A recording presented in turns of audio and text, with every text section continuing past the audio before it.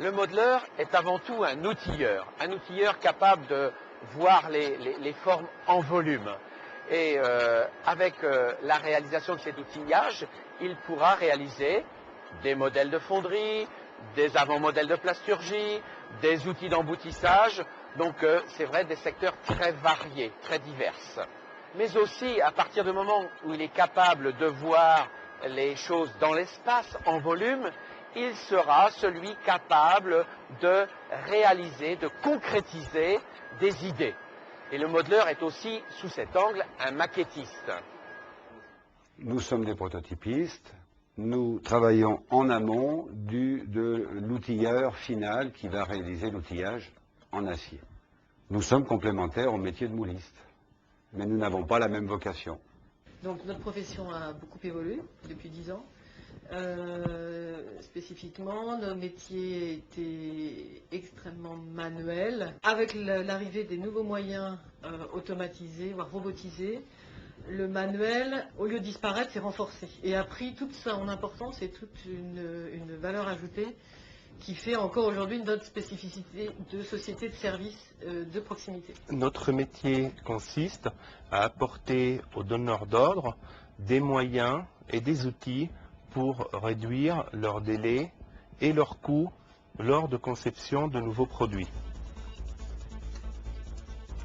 Les amis, je vous donne en mille de ce dont il s'agit. Vous l'avez sans doute deviné, cette magnifique coupe est celle qui a été remise au vainqueur de la finale de la Coupe de la Ligue de football 2003.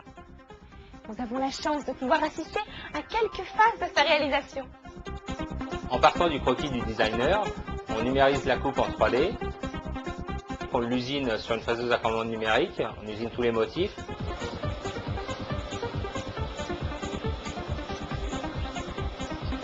Ensuite, on fait un moule silicone, on attend que ça durcisse, on sort des résines transparentes coulées dans le moule silicone que l'on fait métalliser et on obtient cette superbe coupe qui est remise à tous les joueurs.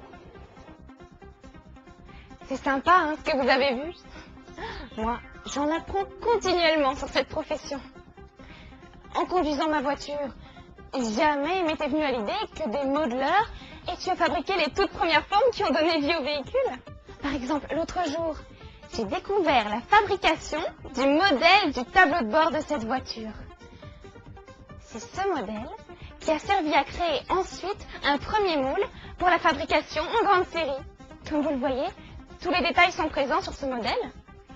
Quand je vais expliquer tout ça à mes parents, c'est clair qu'ils vont changer d'avis. Surtout papa. Bon, maintenant que vous en savez un peu plus, qu'en dites-vous d'une carrière dans cette profession? Pour moi, le choix est fait.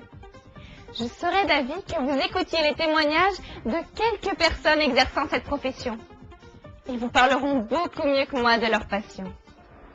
Nous sommes ici dans le bureau d'études. Je suis responsable CAO.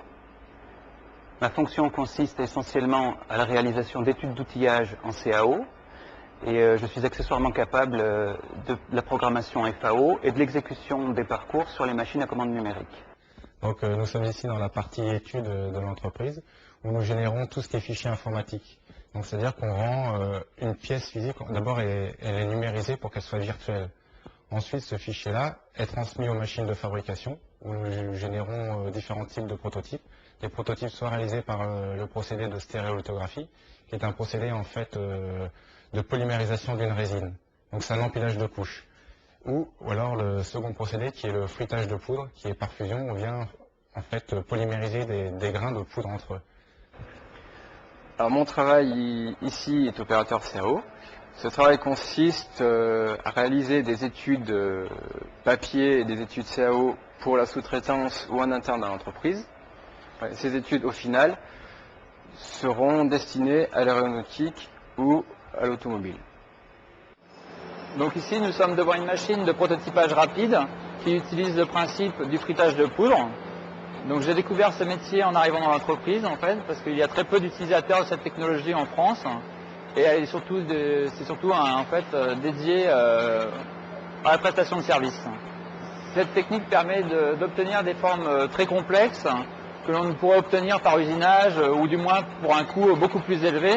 Donc ce qui permet de valider plus rapidement la conception pour après passer à la fabrication des pièces. Alors une pièce de fonderie est réalisée vis-à-vis d'un plan fourni par un client fondeur. Ensuite, le modeleur qui va exécuter la pièce va le présenter sur un plan de joint que l'on appelle, qui servira lui à réaliser le moule en sable pour le fondeur. Donc en fait, le fondeur lui obtiendra, on va lui fournir un outillage qui correspond à cet espace-là et ensuite à cet espace qui se trouve par là. Et ensuite, il coulera une pièce de fonderie, le moule fermé. Alors, convaincu?